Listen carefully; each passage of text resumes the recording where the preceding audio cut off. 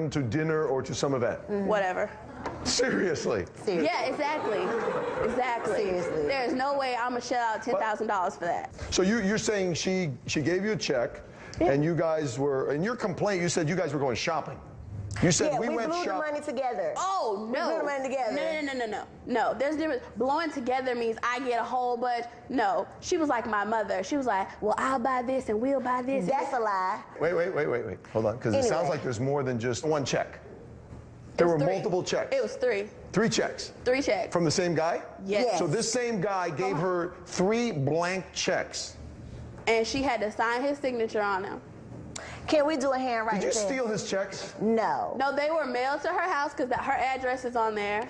Can and we got do his a name on the handwriting top. test, She please? signed this. She signed them. Her address is on the check? Yes. With Yes. his name? Yes. But he doesn't live with you? No, he lives in New York. Did you open an supposedly. account in his name? No. Supposedly they have a joint account.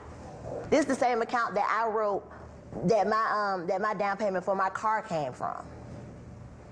So you've been using that account for, this guy's a good customer. This Pretty much, benefactor. he's very loyal. He's been, He bought her a car. he's been around for a while, I take it. He put the down payment on my car written on the same account that the checks came That from. must have been some event you went to with him. Yeah, the bedroom is a So bit. she had these checks. She said they're from my benefactor, and let's go on a shopping spree. So you go from Augusta, Georgia to Atlanta, Georgia on kind of a getaway. Yeah. And what do you think how do you think you're going to pay for this? She's gonna pay for it. So she says, I've got checks. Yes. Okay. She was like, let's go. I was like, who's gonna pay? She was like, I got this. During the time of your friendship, during the time of your relationship, has she paid for other things with checks from her benefactors? Yes, actually, yes. So you've been through this before, and there's never been a problem? Yes. Okay. So you go to Atlanta, and you guys go shopping, and what do you buy? I bought a pair of shoes, a jacket, and I think I bought a shirt and 2 skirts. She got some jeans. She needed jeans. She got a jacket. She got a pair of shoes. And we didn't really spend that much money up there. We were just going up there just cause. What was the instruction from this guy as to how you should use those checks? He told me to use them for what I needed and what I wanted, because he also knew what I was going through as well. How wealthy is this guy? Billionaire, millionaire status. He got millionaire banged. status. Coming up next, is Tully's benefactor really bogus? This millionaire, billionaire who's rolling in dough bounced a $200 check. Pretty much. Pick up the phone and call millionaire, billionaire benefactor and say, hey, your $200 check bounced. Can I get the money? So She didn't do that. What happened? Why didn't you do that? Judge Alex returns with a case of Courtney Nelson, who's suing her former best friend, Tulisa Robinson, for $2,379 in debts because she says Tulisa wrote her bad checks and never paid her the money back. But Tulisa Robinson says she's not responsible to repay Courtney's debt because the checks didn't belong to her. So this guy gives you 3 blank checks and says, use it for whatever you need. Yes. And you go and you fill out the 3 checks over a short period of time. You give them to her. She deposits them in the account, takes money out, because I guess some vendor's not going to take a check from some guy who who's not there, Exactly. right? So you now are using all this cash. So when do you find out there's a problem? After the third one registered, it had said that the second one was in the negative. I was like, How much was the second check? The second check was $1,100. And what about the first check? Did it The clear? first check was $200. And- The first check did bounce, but at the same time, it had bounced for $200, but I had deposited $200 in right after I did the check, so I thought it had bounced because I had took the money out too fast. Sometimes if it hasn't It's been not processed. my fault. So this millionaire, billionaire who's rolling in dough bounced a $200 check. Pretty much. That's not true. What was happening? they bounce? That check up there says bounce, return to sender, which means bounce. So what happens? Now you find out the checks didn't bounce. That's easy. Pick up the phone and call millionaire, billionaire benefactor and say, hey, your $200 check bounced. Can I get the money? So She didn't do that. What happened? Why didn't you do that? 1, he's out of the country. 2, it's not my problem. I gave her the information to get in contact with him. As you can From see, there, matter of fact, I had that From too. there, I was done with it. You were done with it? Yeah. Well, you have the stuff you bought in Atlanta. She's got a She bill got for the stuff she bought in Atlanta and the stuff she bought in Augusta when we went to the mall there too. And she also has the bill for it and the bill for the stuff you bought. She didn't win. She would have won if she got the stuff from Atlanta and no bill. But she got the stuff from Atlanta, she got charged for the stuff she bought, and she got charged for the stuff you bought. You just walked away like a flower. No, mine was paid for in cash. No, it was for cash that she took out of the ATM. Yes, because she was broke as a joke. And you are a joke. So is your face. But anyway, like so I is said. your face and your body. Okay, 12-year-olds, back to me.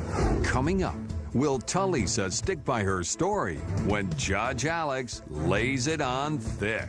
Here's what I see. You give her an email address, and it's fake. She sends an email to the address you give her for millionaire, billionaire benefactor. And it gets kicked back. No such account. No such email.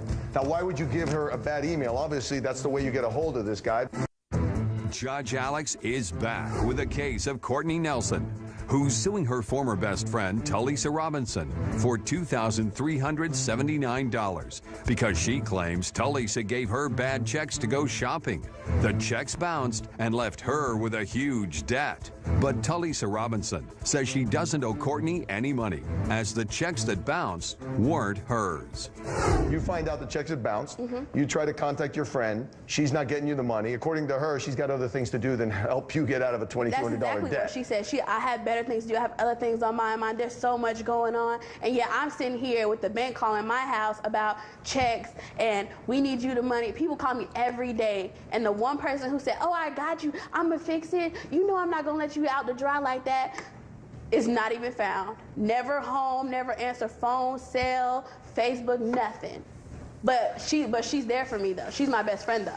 All right, Ms. Robinson, you have anything else to add to this? Because here's what I see. You give her an email address, and it's fake. She sends an email to the address you give her for millionaire, billionaire benefactor. And it gets kicked back. No such account. No such email. Now, why would you give her a bad email? Obviously, that's the way you get a hold of this guy, because you said it all starts with emails and text messages, or emails and text messages. So why would you give her an account that does not exist? I did not give her a bogus email. I gave her the information he gave me. And now, keep in mind, it's the same information that I have been using talking to him from July. And then from July of 2011 up to today. Then it would never sent this thing about it being fake. So why didn't you bring a statement from this guy saying that there was some mistake in his accounting? You're still in touch with him. I know he's out of the country. The guy's probably in Paris or something. But there's an email. He could have emailed a statement. Why didn't you do that? Or why didn't you contact him now? It's been a long time. Why don't you contact him and say, hey, listen, my friend's taking me to court. You can make this right. You gave me these blank checks. Every one of them bounced. All you got to do is transfer the money so I can give it to her. You can do that from outside the country. So why haven't you done any of that? She doesn't care. I'll tell you why you haven't done any of that. Because this is a scam. You either applied for a credit card in his name, had it sent to your address, which explains why it has his name and your address, and then when the checks come in and the credit card comes in, you run it up until he goes running and claims identity fraud.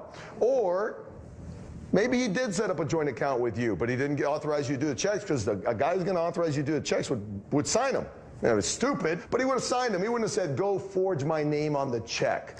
So what happens is you give bad checks to her that you know are either stolen or fraudulent. She gets hit, and you're happy to walk away with it. You committed a fraud, so you owe her $2,379, and you get the benefit of keeping the goods. All right.